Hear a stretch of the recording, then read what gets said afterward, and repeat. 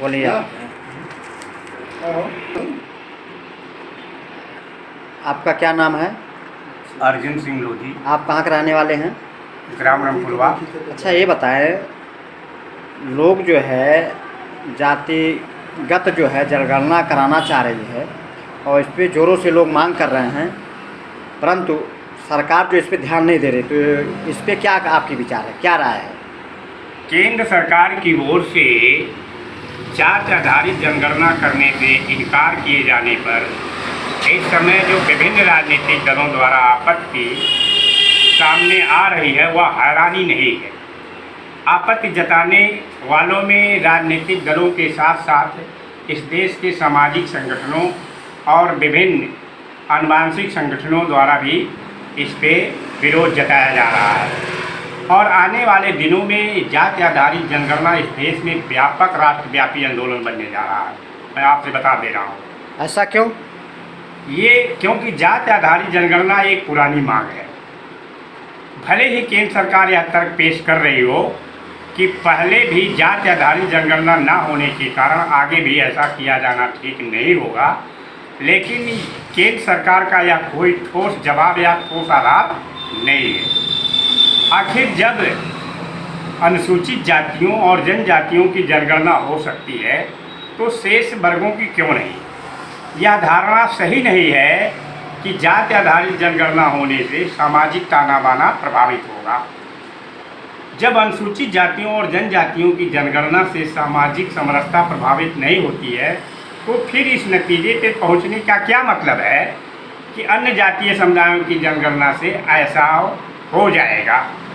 जाति भारतीय समाज की एक सच्चाई है, इस सच्चाई से कोई इनकार नहीं कर सकता है और जिसकी कोई अनदेखी भी नहीं कर सकता। हमारे समाज और राजनीति में जाति से ही लोगों की पहचान होती है। तमाम चीज़ें समाज में जाति से ही तय हो रही है और क्या केंद्र सरकार इससे परिचित नहीं है कि सभी राजनीतिक दल किस तरीके से जाति आधारित नीति तय करके अपने राजनीतिक एजेंडे को आगे बढ़ाते हैं, चुनाव लड़ते हैं।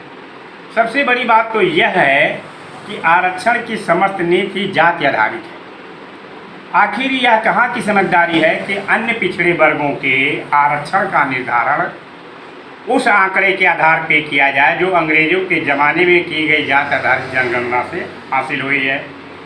जातियों के दशकों पुराने आंकड़ों के आधार पर आरक्षण की नीति तय करना एक तरीके से अंधेरे में तीर चलाना है। क्या आवश्यक नहीं है कि आरक्षण का निर्धारण ताज़ा आंकड़ों के आधार पर किया जाए? ऐसा करने से आरक्षण की नीति को और अधिक तार्किक बनाने में मदद मिलेगी। जाति आधारित जनगणना का न केवल विभिन्न जातीय समूहों को संख्या बल को रेखांकित करेगी, बल्कि यह भी बताएगी कि उनकी आर्थिक स्थिति कैसी है। चूँकि जाति आधारित जनगणना भारतीय समाज की वास्तविक तस्वीर सामने लाने का काम करेगी, इसलिए यह काम किया ही जाना चाहिए।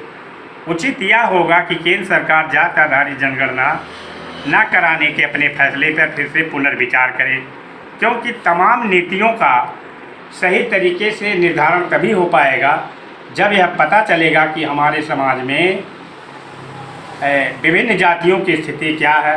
भारतीय समाज में विभिन्न पंथों की तरह जातियां समाहित हैं। इस सच से कोई इनकार करने का मतलब नहीं है। माने होना चाहिए, जातिगत गणना जो है होना जरूरी है। इसके साथ ही ये भी है कि इस देश में जो व्यवस्था पे वो पूंजीवादी, वर्चस्ववादी, पुरोहितवादी संस्थाएं काबिज हैं, उनको ये शंका सताई जा रही है कि अगर कहीं पिछड़ों की वास्तविक जनसंख्या का संख्या बल उनको मालूम हो जाएगा तो राजनीति में जो हमारा एकाधिकार है, आरक्षण में हमारा जो एकाधिकार है, नौकरियों में एकाधिकार है, वो सब खत्म हो जाएगा। वो चुनौती पेश करेंगे और देश की सरकारों को बनाने और बिगाड़ने में पिछड़ी जातियों का अहम रोल हो जाएगा। इसलिए सरकार उनकी संख्या बल को दबाना चाहती है, वास्तविक संख्या को नहीं आने देना चाहती है। लेकिन ये दबाने से दबने वाला नहीं है, क्योंकि बीएमपी और मूल निवासी संघ, भारत मुक्ति मोर्चा, अन्य तमाम ऐसे संगठन हैं जो इसको हमारे वाम सेल के राष्ट्रीय अध्यक्ष माननीय मेघराम साहब ने इसे जन आंदोलन बना दिया है, राष्ट्रव्यापी आंदोलन बना करके रख दिया है। इस क्रांति, इस परिवर्तन को कोई रोक नहीं सकता।